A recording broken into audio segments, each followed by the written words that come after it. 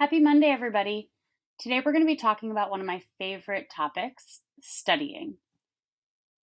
When I got to college, learning new things did not come easily to me, but because I learned how to study in high school, I was able to apply that to college and get through with success.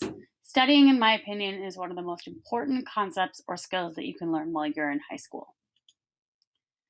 Today in College Advisory, we're going to be talking about the 5 W's of studying. First, why study at all? Why is it important? Where should you study? When you should study?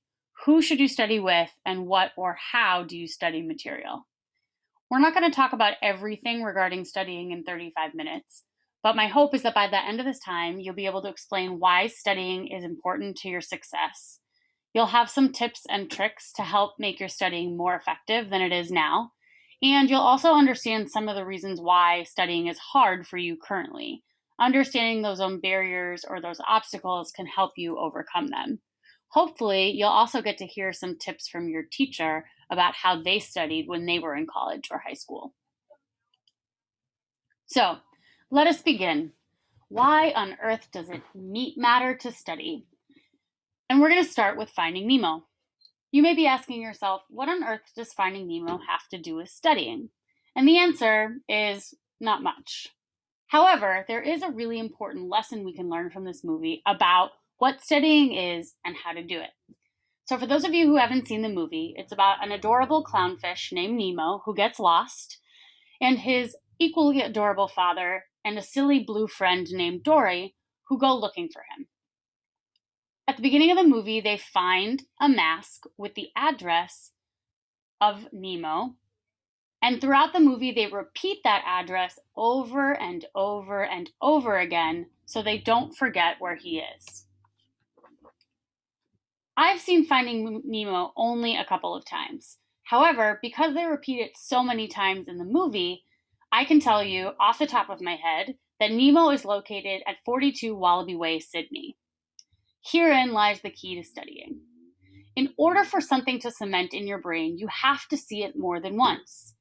So studying is about taking something you've already seen, whether it's in class or in a book or heard from somebody that you know, and revisiting it in different ways in order to make it cement in your brain, in order to help it stick.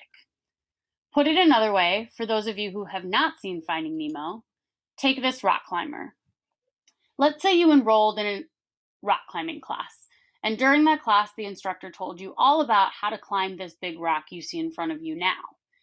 There's no way I or anybody else would expect you to be able to get out and climb it like this guy right away. You would have to practice over and over and over again.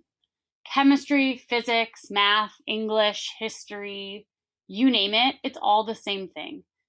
Seeing something enough once is not enough. You have to see it over and over again. There are lots of ways that you can study. It might look like revisiting problems, rereading a text, asking questions, or even searching the internet. But the bottom line about studying is that if you don't revisit material you see in class, the likelihood you'll remember it and be able to demonstrate that memory on an exam or in a paper is pretty low.